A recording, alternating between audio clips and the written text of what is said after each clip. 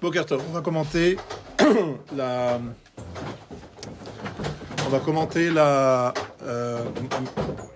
la paracha de Vaïgash. Prends tellement de paracha de Vaïgash. Il nous demande d'approcher alors aujourd'hui. Il y a dans le Midrash, Ine Yamim Baim Neum Hashem Venigash Choresh. Donc il y a un passouk où on parle de la fin des temps. Et le Midrash l'amène, le rapporte à la paracha de Vaïgash. Venigash Choresh Vekotzer Vedorech Anavim. Il y a Moshe Chazera. On cite là-bas toutes sortes d'agriculteurs, de types d'agriculture. Et on nous dit que Dorech Anavim, ce qui m'intéresse pas trop, c'est le contexte, c'est la fin des temps. Mais l'idée, c'est ce que je retiens, c'est juste le terme utilisé pour Yehuda. Dorech Anavim, celui qui va littéralement écraser du raisin. Il va presser du raisin. Ou Moshe Chazera, ça veut dire qu'il va littéralement tirer de la semence. Qu'est-ce que ça veut dire? On disait Yosef. Yehuda, c'est Dorech Anavim. Et Moshe Chazera, c'est Yosef. Alors, Shemashach Zaro Shel Aviv Vehorido le Mitzrayim. Il a tiré la descendance de son père pour la faire descendre en Égypte. Moshe Chazera. Zera, ça veut dire la semence et ça veut dire la descendance. Donc la descendance, il a pris la descendance de son père et l'a fait descendre en Égypte. Donc le Rav Shami Shmuel, il pose la question, pourquoi est-ce que Yehuda est mis en relation avec cette notion de Dorech Hanavim, celui qui presse du raisin pour extraire le vin, et pourquoi Yosef il est appelé Mashach HaZera, celui qui tire la zera. Alors effectivement, il y a la notion de tirer la descendance, mais Mashach HaZera, c'est aussi l'idée de celui qui sème, celui qui est lié à l'ensemencement. Et on va comprendre ça dans quelques instants, lorsque si vous écoutez bien le shiur qui va suivre. On voit aussi une deuxième question. Il donne à Binyamin, donc chaque enfant, chacun des Shvatim reçoit au début de la paracha de Vaïgash, lorsque Yosef se révèle à ses frères, il leur fait des cadeaux. Quel cadeau il leur fait? Khalifot semalot, c'est-à-dire des habits. Et à Binyamin, il lui donne 5 Khalifot semalot, c'est-à-dire 4 de plus. À chacun, il donne une, et à Binyamin, il donne 5. Alors, le Rav Shami Shmuel lui demande, est-ce que vraiment ces gens-là avaient des problèmes d'approvisionnement pour s'acheter des habits, etc. Ils avaient vraiment ce problème. Est-ce que le sujet vraiment pour eux, c'est de trouver... Pourquoi, d'abord, moi j'aurais écrit comme ça, si j'étais celui qui écrit la Torah, j'aurais dit, voilà, il leur a donné des cadeaux, et à Binyamin, il a donné 5 fois plus de cadeaux qu'à ses frères, sans rentrer dans ce qu'il leur a apporté, combien il leur a apporté. Voilà, il leur a apporté des cadeaux et 5 fois plus à Binyamin pour montrer la différence, mais c'est tout. Pourquoi rentrer donc sur la définition d'abord du cadeau? Puis après, pourquoi avoir choisi les habits pour faire ces cadeaux-là à des gens qui a priori ne sont pas à la rue, quoi? C'est pas des gens qui sont qui ont des problèmes pour s'habiller. Ensuite, il fait en même temps de nouveau la même problématique que son père. Son père, déjà, en donnant un habit spécial à Yosef, il a excité, réveillé la jalousie de ses frères. Et là, de nouveau, il dit à Binyamin, il lui fait donc des cadeaux beaucoup plus importants. Et en cela, il refait la même erreur a priori que son père. Évidemment, tout ça doit être expliqué. La Gemara, je vous rappelle, avait dit Amar Rav Chana bar Guria, Amar Rav, Bishvil Mishkal Shne Slaim Shel Milat, Sheosif Yaakov le Yosef, Nitgalgel Adavar Veyardu Avoteinu le Mitzrayim. Qu'est-ce qu'il y a 2 pièces? C'est là, c'est une pièce. Shne Slaim, c'est donc 2 pièces. Milat, c'est le matériau avec lequel on a créé l'habit qu'on appelle Ktonet Passim, cette fameuse tunique particulière que Yaakov a donnée à Yosef, et à cause de cela, on est descendu en Égypte. Parce que justement, Yaakov a montré sa préférence à son fils Yosef en lui donnant un habit très spécial, et la Gemara dit qu'il pèse la valeur de Shne Slaim Milat. Milat, c'est la matériau. Je crois que c'est de la soie, mais je ne suis pas certain parce que j'ai vu d'autres explications. Peu importe, une matière précieuse. Shne Slaim, c'est 2 pièces de Sela, qui n'est pas écrit dans la Torah. Vous savez, dans la Torah, il n'y a pas écrit combien il a payé pour faire sa tunique. Mais en tout cas, c'est une tunique spéciale qui a créé et encore plus attisé la jalousie des frères. Alors, pourquoi a-t-il donné à Binyamin ces habits-là. Remez Ramazlo. Il lui a fait une allusion. She'atid latzet mimenu ben, sheyetze milifne hamelech bechamisha levushe malchut. Il a fait une allusion à Binyamin, en disant Binyamin, je t'offre 5 habits. Pourquoi 5 Qu'est-ce qui se passe? Il y a un problème. Pourquoi me donner 5 habits? Parce que je te fais une allusion que tu auras un descendant, un fameux descendant, une star, qui s'appellera Mordechai, qui sortira de devant le roi Achashverosh, parce qu'il aura été nommé Premier ministre à la place de Haman. Il va être habillé de 5 habits. Vous pouvez entrer dans la Megillat Esther. Il y a 5 habits qu'on détaille lorsque Mordechai sort du palais du roi. Et donc, c'est une allusion qu'il lui fait. Alors, très bizarrement, qui lui parle de cela. Alors, Bilvush Malchut Techelet Bachur Zav. Bon, vous regarderez dans la Megillah pour retrouver les 5. C'est un travail à faire à la maison. TP. Moi non plus, je ne connais pas par cœur le texte. Il y a effectivement un Teret Zahav, il a une sorte de couronne d'or, mais il y a 5 habits qui sont décrits là-bas. Et ça, c'est les habits de Mordechai. Mordechai, Ish Yemini. C'est pas un homme de droite, hein, c'est pas qu'il faisait voter à droite. Mais c'est intéressant, Binyamin Netanyahu, c'est aussi à droite. Mais bon, en tout cas, c'est Yemini, Ish Yemini, un homme de Binyamin. C'est un descendant de Binyamin. Un des plus grands, un des plus fameux descendants de Binyamin. Alors, évidemment, de dire à Binyamin qu'il va avoir un descendant de cette qualité-là, c'est une façon de lui donner de la chashiou d'importance. Regarde, Binyamin, t'es quelqu'un de bien. Tu vas avoir des descendants prestigieux et qui vont changer le cours de l'histoire. Évidemment, tout cela ne va pas calmer la jalousie des frères qui vont se dire, bon, allez, c'est toujours le frère préféré, parce que c'est le fils de Rachel, nous, on est les fils de Léa, on recommence l'histoire, et de nouveau... Et dans d'autres tribus aussi, il y a des enfants qui ont eu des parcours exceptionnels. Exactement, c'est vrai que dans les trucs, sauf que ce n'est pas Yaakov qui a mis cela en place, ça s'est fait, ça s'est imposé, les choses se sont imposées d'elles-mêmes, et ça, c'est ce qui nous dérange, c'est que ça vient de la part des leaders, quoi. Yosef, Yaakov, ils font, quelque part, ils attisent la jalousie en donnant des préférences explicites. Maintenant, il faut savoir que Lévi, depuis qu'il est tout jeune, il est celui qui va être le Rosh Hashiva. Vous verrez ça dans le Rambam, Ilchot Avodah Zara, où il dit clairement que la tribu de Lévi, depuis très longtemps, elle a été élue, choisie, etc., parmi les autres tribus. Et donc Lévi a été directement considéré comme celui qui allait être le Rosh Hashiva, le transmetteur de Torah. Et Yehuda, naturellement, s'est imposé comme le leader des frères. Donc c'est vrai, mais c'est pas quelque chose qui a été imposé par Yaakov, c'est quelque chose quelque part qui est venu naturellement. Tout le monde a compris que Lévi, il avait cette vocation-là. Maintenant, ici, donc le Rav, il va donner une Gemara dans Sota, citer une Gemara dans Sota, page 10. Vayaker Yehuda vayomer tzedka mimeni, ayno de amar Rav Chanan bar Bizda amar Rabbi Shimon Chasida, Yosef shekidesh shem shamayim baseter, זכה והוסיפו לו אות אחת משמו של הקדוש ברוך הוא, דכתיב עדות ביוסף שמו, יהודה קידש שם שמיים בפרהסיה, זכה ונקרא כולו על שמו של הקדוש ברוך הוא. J'explique cette Gemara dans Sota, elle nous dit que Yosef a reçu une lettre en plus, puisqu'il est appelé Edut bi Yosef dans le Tehilim qu'on lit tous les jeudis. Edut bi Yosef, ça s'appelle pas Yosef et Yehosef, on ajoute un He, pourquoi? Kidesh Shem Shamayim Baseter. Il a sanctifié le nom d'Hachem en cachette, discrètement. À quel moment? Avec Madame Potiphar. C'était discret. Yehuda, chez Kidesh Shem Shamayim Befaresia, qui a sanctifié le nom d'Hachem de façon dévoilée. Comment? Puisqu'il s'est jeté à l'eau, son descendant Narshon Ben Aminadav. Eh bien, Zachav et Nikrash Kulo al Shemo Shel HaKadosh Baruch Hu. Le nom de Yehuda, c'est Yud Kevavke plus Dalet. Le nom d'Hachem est complet, alors que chez Yosef, vous avez Edut Bi Yosef, donc c'est le Yud. Vous avez le He et vous avez le Vav. Il n'y a pas le dernier He. Alors que dans Yehuda, il y a toutes les 4 lettres, plus le Dalet.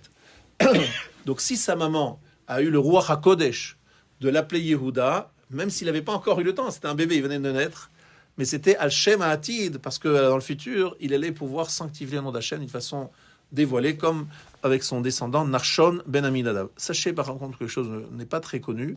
La Gemara là-bas dit que certains commentateurs disait là-bas que c'était Binyamin dont le chef s'est jeté à l'eau en premier aussi. Donc, vous savez que la tribu de Binyamin, voilà, c'est une marloquette là-bas, Binyamin ou Yehuda. Donc, on voit qu'ils ont quand même un statut particulier, d'autant plus que vous, messieurs, je vous rappelle que nous sommes tous des descendants, ceux qui ne sont pas Cohen ou Lévi ici, soit de Yehuda, soit de Binyamin, puisque toutes les autres tribus sont partis en exil. Donc, ceux qui restent aujourd'hui, c'est Yehuda et Binyamin. Vous êtes ou de Yehuda ou de Binyamin, peut-être de Lévi, si peut-être vous savez pas que vous êtes Lévi ou Cohen, mais sinon, c'est pas d'une autre tribu, donc c'est impressionnant. Et c'est eux qui se seraient peut-être jetés à l'eau le premier en Kriyat Yam-Suf. Donc ils ont toujours eu on va dire, un destin très spécial. Maintenant, je vous dis juste qu'une petite parenthèse, c'est que Yosef va être l'ancêtre du Mashiach ben Yosef, donc c'est clair qu'il doit y avoir des descendants de Yosef qui un jour ou l'autre vont réapparaître. Ça, c'est obligatoire. Vous avez compris. Normalement, Ménaché et Ephraim ont été exilés, comme tous les autres 10 tribus. Mais là, pour l'instant, si ça doit être un Mashiach ben Yosef, il faut bien qu'il y ait un moment des descendants de Ménaché et Ephraim apparaissent, ce qui est un peu une preuve du retour prévu des 10 tribus. Peut-être pas, peut-être qu'il n'y aura qu'une seule personne. En tout cas, je vous mets une petite parenthèse et je reviens à mon sujet.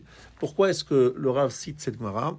Donc, Kidesh Shem Shamaim Befar Esia, sanctifie le nom d'Hachem d'une façon dévoilée, ou Kidesh Shem Shamaim Baseter, sanctifie le nom d'Hachem d'une façon discrète. Pourquoi cette insistance? Shem Shel Adam ou Mauto. Le nom d'un homme, c'est sa mahout, c'est son essence même. C'est une définition de l'homme. En fait, Yosef, il avait un koach ne'elam gavoa me'od. Et là, je vais expliquer quelque chose de très intéressant que développe ici le Rav. C'est que la force de Yosef était très puissante, mais très discrète. Lorsque tu voyais Yosef comme ça, de l'extérieur, tu pouvais penser que c'était un homme qui était beau, qui faisait attention à son aspect extérieur, mais qui était un homme simple, quoi, un homme simple spirituellement parlant et au niveau de Talmid Chacham. Non, franchement, il cachait très bien son jeu, à tel point qu'il a pu cacher à ses frères, qui étaient des tzadikim. Normalement, les tzadikim, ils captent, parce qu'il y a en face d'eux une personnalité, même bien plus tard dans l'histoire, on voit même dans la Gemara comment les Chachamim arrivent à capter des choses que nous ne voyons pas, mais qu'eux, ils voient parce qu'ils sentent une force spirituelle. Lui, Yosef, c'est un maître dans la capacité du camouflage. C'est un maître camoufleur. Il est capable de se cacher. Et lorsqu'il s'est dévoilé à ses frères, il a tout simplement montré sa véritable visage. Vous comprenez? Il a montré qui il était. Mais c'est vrai, de l'extérieur, les gens disent, bon, franchement, celui-là, bon, c'est un Égyptien. Il s'est très, très bien caché. On dit même du Harizal qu'il arrivait à voir sur les visages des gens ce qu'il avait fait comme Averot il y a 2 minutes, ou il y a hier soir, ou il y a des années. Comment est-ce qu'a fait l'Harizal? Il arrive à voir, et les Shavatim, ils voient rien du tout. Ils sont là, ils se font avoir. Donc, c'est un spécialiste du camouflage. Et déjà, dans la maison de son père, il disait, ouais, il passe du temps devant la glace pour se faire beau, etc. Il brouillait aussi les pistes, vous comprenez? Il voulait brouiller les pistes. On dit, voilà, moi, je suis monsieur simple, etc. Alors que Yehuda, c'était un tzaddik officiel. C'est-à-dire que tout le monde le voyait, en le voyant, on disait, ah, celui-là, c'est Galouille. C'est ça, Shem Shamaim, Seter ou Galouille. C'est Galouille, un Galouille et l'autre c'est Nistar. Et il dit quelque chose de très intéressant, c'est que Yosef, on sait tous que c'est l'antidote de Esav. On sait tous que dès que sa naissance, Yaakov dit, bon, Yosef est né, je peux y aller. On dit tous que Yosef est l'antidote d'Esav. Mais ce qui est très intéressant, c'est que Esav, on dit aussi de lui qu'il est un grand, grand comédien. Et qu'il montre comme le chazir, le porc, il montre ses sabots fendus, mais alors qu'il ne rumine pas. Parce qu'il veut dire, moi je suis kadosh, je suis tao, regardez, j'ai les sabots fendus. Ouais, mais tu rumines pas. Et ça, il ne le montre pas. Donc Esav, souvent, et vous verrez très bien de qui je parle autour de vous, vous verrez des personnalités, costume, cravate, statut social élevé, des gens bons sous tout rapport, passés par les meilleures universités françaises, bardés de diplômes. Et puis derrière cette façade très, très, très belle et très attirante et très, très impressionnante, derrière tout cela, il y a des personnes extrêmement abîmées en termes de midot, de valeur morale, etc. Mais tout ça, c'est caché parce que Esav, il aime avoir un bon aspect, de montrer une belle image, mais plus il a une image qui est belle et plus c'est profond. Le côté pervers est profond, etc. Je pense que vous qui fréquentez certaines personnes, vous savez très bien de quoi je parle. C'est des fois choquant. Tu dis, mais c'est pas possible, ce monsieur, bien sous tout rapport, avec toutes les références. Comment peut-il parler d'une façon aussi terrible des autres? Comment est-ce qu'il peut avoir des choses, faire des choses aussi tordues, aussi retors? Comment il peut avoir aucun pitié, etc. Des fois, vous dites, mais c'est pas possible. Et ça, c'est le Esav dans sa magnificence, dans ce qu'il est dans son... Et qui est en face de lui? Un Yosef qui extérieurement présente un homme simple, mais qui, caché, très au fond, il est justement un homme d'une grande spiritualité. Donc vous voyez, c'est l'un, zélo matzé. C'est pour ça que Yosef, c'est l'antidote. Par contre, Yehuda, c'est le juif qui paraît très clairement très impliqué dans Torah, mitzvot, etc. Quelque part, c'est pas l'antidote d'Esav. Parce que Esav, c'est un rusé. C'est un rusé. Maintenant, la discussion entre Yosef et les tribus qui étaient embêtées par Yosef, qui voulaient prendre le leadership, c'est de savoir quel est le leadership qui doit être pris dans le peuple juif. Faut-il afficher son judaïsme? Faut-il se montrer avec fierté? Je suis juif, je suis comme ci, je suis comme ça. Ou faut-il au contraire être très discret, se cacher, ne pas faire... Voilà. C'est intéressant parce que c'est une discussion qui pourrait avoir lieu encore aujourd'hui. Et la réponse, Elo velo divrei Elohim chaim, vous y attendiez. Les deux sont l'expression du Dieu vivant, mais ça dépend des périodes.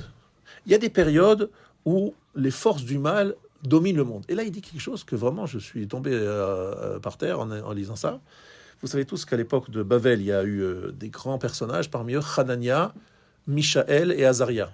Est-ce que vous avez entendu parler de ces trois stars de l'histoire juive, ces trois tzadikim, qui ont été jetés dans la fournaise et qui en sont sortis vivants à l'époque de Nabucodonosor, à l'époque donc du Bavel. Mais après, on n'en parle plus. Une fois qu'ils ont fait ce fait extraordinaire, ils n'en parlent plus. Qu'est-ce qu'ils sont devenus? Vous savez ce qu'ils sont devenus? Le Rav dit ici qu'ils sont morts. Mais ils sont morts discrètement. Be'ainara, par le mauvais œil. C'est que les gens, ils sont tellement jalousés, tellement regardés en disant « Oh, vous avez vu cela, ils sont sortis, machin. » Ils sont des vivants. Et il y avait une période, il dit, de Shlitat Akor Hara, le force du mal, était particulièrement la Klipa Kashamerod, une sorte d'écorce très épaisse. Eh bien, dans cette période, il vaut mieux être Behester, il faut être caché, discret. On revient à Mordechai. Mordechai et Aman. Aman, c'est Esav. Aman, Esav, on sait comment il est. Qu'est-ce qu'il fait Mordechai? Eh bien, Mordechai, il n'est pas compris par tout le monde. Il est assez discret dans sa façon de faire. Et c'est pour cela qu'en fait, Esther lui envoie des habits. Parce qu'à un moment, Mordechai... était discrète, Esther. Voilà, Esther était discrète, exactement. Esther était très discrète. Mais Mordechai, qu'est-ce qu'il fait? Lorsqu'il entend le décret de Haman, qu'est-ce qu'il fait? Vous savez ce qu'il a écrit? Il a crié très fort dans les rues, il a rassemblé tout le monde, il a dit il faut jeûner, il faut ceci, il faut cela. Il a fait déchirer ses habits. Bref, il a montré à l'extérieur son engagement spirituel. Et là, elle lui envoie des habits pour le changer, comme s'il avait besoin d'habits pour se changer. Mordechai, il n'avait pas de moyens pour se rhabiller. S'il était habillé en habit déchiré, c'est pour une bonne raison. Elle veut lui dire, Mordechai, il faut être discret, il faut être caché, il ne faut pas montrer... Pas de bruit. Ne fais pas de bruit. Travaille en sous-marin. Travaille d'une façon discrète. Mais c'est pas du tout l'avis de Mordechai qui dit à ce moment-là, il va falloir faire les choses d'une façon dévoilée. Alors, il dit que le Mashiach Ben Yosef qui va régler le compte à Esav, c'est toujours dans cette même approche. Et il est très possible d'ailleurs que nous ayons autour de nous des personnes, franchement, on n'aurait pas donné 1 euro sur leur engagement spirituel, mais ils cachent bien leur jeu, et c'est souvent les plus grands tzadikim. Moi, j'ai entendu que à l'époque du Gaon de Vilna, je sais pas qui l'a révélé par rêve, quelqu'un a eu la liste des 36 tzadikim. C'était pas le premier, le Gaon de Vilna. C'était quelqu'un que personne connaissait. Parce qu'en fait, et c'est très possible que dans notre génération, il existe un tzadik, ou même plusieurs tzadikim, que personne ne connaît, dont personne n'a jamais entendu parler. Ils vivent dans une discrétion absolue. Peut-être même en les regardant, en les voyant, on dirait, mais bon, d'accord. On passerait à côté sans même... Et il y a derrière un des 36 tzadikim, parce qu'il est tzadik nistar, un tzadik caché. On s'est tous entendu parler du principe tzadik nistar. Mais c'est pas l'avis de tous. Pourquoi? Parce que Yehuda, il dit, mais non, c'est pas bien. Lorsque tu montres une certaine extérieur, tu n'en tires pas les autres, tu entraînes pas les autres. Il faut au contraire afficher son engagement pour attirer les autres, pour leur donner, par taït la voûte, envie de te ressembler. Mais si tu parais être complètement out, bah tu vas pas ramener les gens. On dit, ah ouais, t'as vu, lui aussi, il est bon, il est light, bah moi je suis light. Vous avez compris, c'est ça l'argument de Yehuda. Et il a raison, dans certaines périodes, il faut être discret, d'autres périodes, il faut être très visible et rapprocher les autres. Évidemment, à la fin des temps, il n'y a pas de question, ce sera Yehuda, donc ça sera sans question. Il n'y a pas de question. Pourquoi 5 habits donnés à Binyamin? Alors, il dit comme ça, il dit, pourquoi est-ce que, je vous ai posé la question, pourquoi est-ce Yosef, il leur offre des khalifot semalot, c'est-à-dire des habits? Mahmad shaya be'etzem tokva shel hagalut. וגודל כוחו של המן, זרעו של עשיו, שהייתה רישתו באסתר, פושט לפיו ומראה שהוא טהור. Aman, il ne montrait pas sa méchanceté. Il voulait se présenter comme un premier ministre, au contraire, très, très honorable, très respectable. Et il fallait en face de lui un Binyamin couvert d'habits, c'est-à-dire quelqu'un qui ait la même respectabilité, mais qui garde son attachement à Hachem d'une façon discrète. C'est pour ça qu'il parle des habits. L'habit, c'est la notion de Ne'elam, quelque chose qui couvre, qui fait que les choses ne sont pas visibles. D'accord? Donc c'est pour ça qu'il a besoin de 5 habits. Pourquoi 5? C'est par rapport vous le savez très bien, les 5 sens que nous avons, les 5, voilà, et les 5 parties de l'âme, Nefesh, Ruach, Neshama, Chaya, Yechida, les 5 parties de l'âme. Et donc, il va sauver Israël de la décret d'Aman, grâce à quoi? À cette discrétion, donc cette capacité de se couvrir. Alors que les autres garçons, les autres enfants, les autres shvatim n'ont pas cette mission-là, parce qu'ils ne sont pas, eux comme lui, opposés à Haman Arasha. Évidemment, l'idée ici très intéressante, c'est qu'en fait, Dorech Anavim, celui qui écrase les raisins, ça c'est Yehuda. Qu'est-ce que ça veut dire? Yehuda, c'est celui qui fait sortir ce qui est à l'extérieur vers l'intérieur vers l'extérieur. Le raisin, je le presse et je fais sortir le jus de raisin, je fais sortir le vin. Ainsi, Yehuda, c'est celui qui montre à l'extérieur ce qu'il a à l'intérieur. C'est ça tout sa vodat Hashem. Alors que chez Yehuda, chez Mosher Zera, c'est celui qui sème. Lorsque vous mettez une graine dans le sol, vous voyez rien. Après, ça apparaît. Mais au départ, ça ne voyait rien. Ainsi, Yosef, c'est celui qui sème, c'est-à-dire qui est quelqu'un qui est discret, on a l'impression que rien ne se passe, mais tout est à l'intérieur, et ça a une puissance incroyable, parce que c'est discret. Et regardez comment on retrouve leur mère. Yosef, fils de Rachel, qui était tsnoua, qui a su se mettre de côté pour laisser sa sœur prendre la place, elle a dit, voilà, moi, je ne revendique rien, alors que je veux absolument me marier avec Yaakov, que Yaakov veut se marier avec moi, je me retire. Donc c'est une forme de tsniout, pas dans le sens de se couvrir les bras, etc. C'est tsniout dans le sens d'une certaine réserve. Je ne m'impose pas, je préfère, je vois que ma sœur va être humiliée, donc je me mets de côté. Cette tsniout-là, c'est la force de Rachel, qu'elle a léguée à Yosef. Par contre, Léa, qu'est-ce qu'elle dit? Apam odet Hashem. Cette fois-ci, je vais remercier Hashem. Léa, sa avodat Hashem, sa façon de servir Hashem, c'est de remercier Hashem. Lorsqu'elle nomme son fils Yehuda, Apam odet Hashem, je vais louer Hashem. Cette louange à Hashem qu'elle fait tout le temps, en permanence, c'est sa façon de servir Hashem. À tout moment, elle remercie Hashem.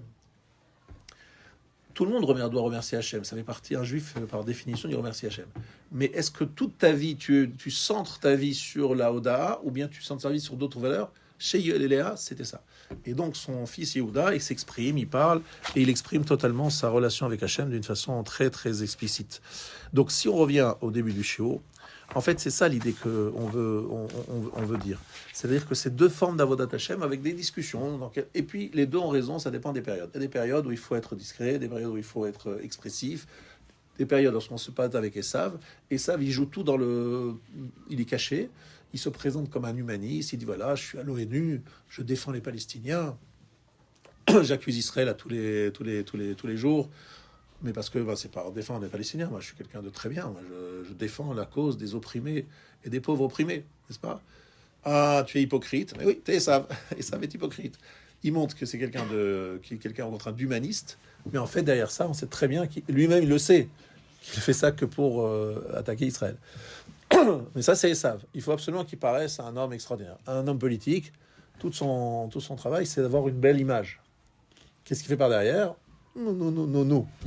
Est-ce que vraiment c'est... Ah non, je défends la liberté, je défends... En fait, il défend ses sondages, il défend son électorat. C'est un calcul électoral, il veut écraser un autre, il veut machin... C'est ça, en fait, hein, c'est ça. Mais alors, en plein, c'est un mal très, très profond, parce que quelqu'un est clairement on va dire, un escroc, il se présente en tant que quelqu'un. Au moins, les gens, ils trompent personne, et c'est souvent plus superficiel. Mais lorsque quelqu'un s'organise pour avoir une image très positive, et il cache bien son jeu, c'est des fois beaucoup plus profond que... Et chez Yosef, sa relation avec Hachem est très profonde et très discrète.